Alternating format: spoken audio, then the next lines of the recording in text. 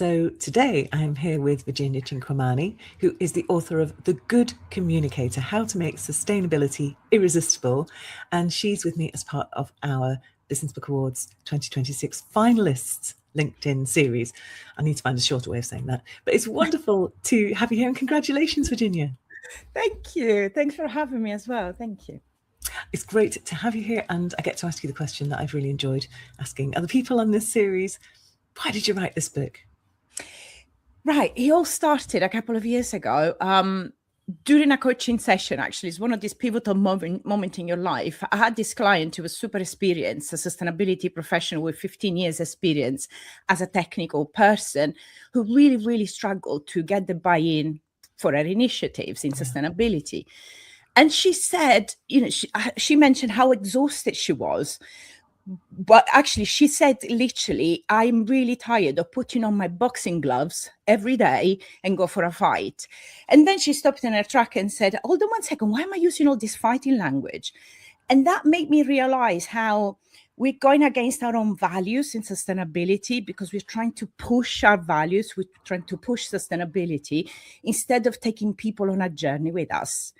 And that is all about good communication, is about actually building human relationships, like quality human relationships, so that you can build that trust.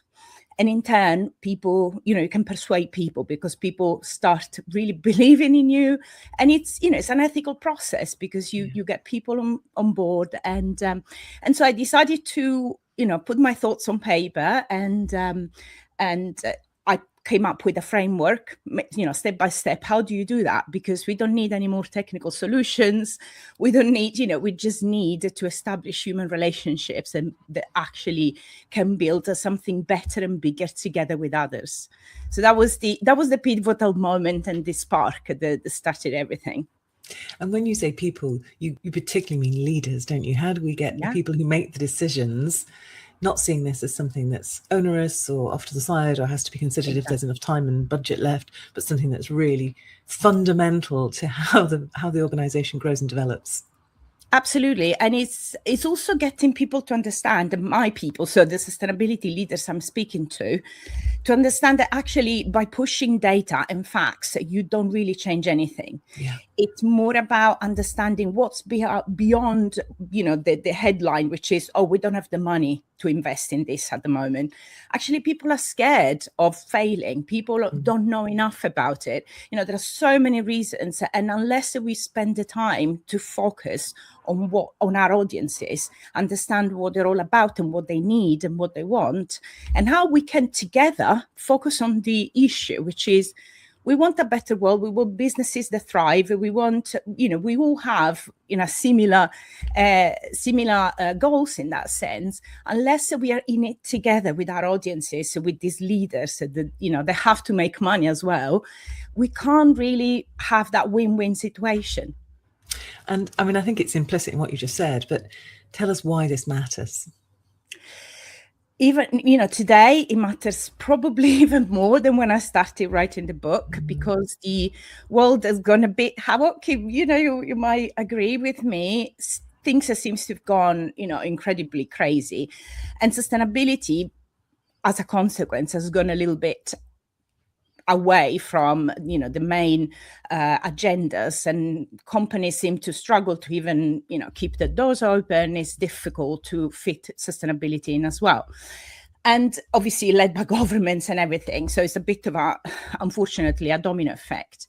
However, this is the moment. This is the moment when we need to do things differently. Because if a few years ago there were drivers, from governments to actually implement sustainability, now many of those are not there anymore. And there are, nervous markets around the world. So what do we do? Because lots of sustainability professionals feel now helpless and alone, and they don't know really. They have the knowledge, they have the experience, but how do they actually convert that into business, and how do they convert that into sustainable outcomes? And so I think for me, the key is really good communication based on quality human relationship, so that we can overcome our differences and we can focus on what matters. And for everybody, I think businesses and non-businesses, is really to live in a habitable and just planet where we can all thrive. I mean, it doesn't get much more existential than that. Thank you. Yeah. I'm normally asking people in these conversations how they reacted when they found out they've been shortlisted. I don't need to ask you. I've seen it. I know. There is video evidence of that. I'm Italian, and so I went to the very passionate Mediterranean way. So I screamed. I was like, yeah! And then you can see in the video behind me, other people just, completely blank. Because like, what's going on here? So yeah, I look like a mad woman. But I was so elated. I was so happy because, as you can see from the prop I got behind, there is even the little sticker there. I'm so proud of it. The thing is, this book wasn't easy to write. I mean, no book, I think, is easy to write. But for me, it was particularly challenging because midway through, I discovered and I got diagnosed with ADHD, which actually is part of the issue that caused me so much grief and delays. And, it really wasn't easy. So for me, it's even double, the happiness, because it also recognizes that the world needs this, people within the industry. But you know what? Some friends of mine who are not sustainability professionals read the book and were like, do you know what? This is not actually just for sustainability people. It's about having ethical, good communication with other people so that we can build projects together. We can build something good together. So I think for me, it goes beyond a little bit of the boundaries of my industry.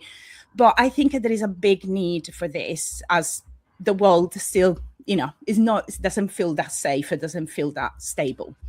So 100%. Yeah, double win for me.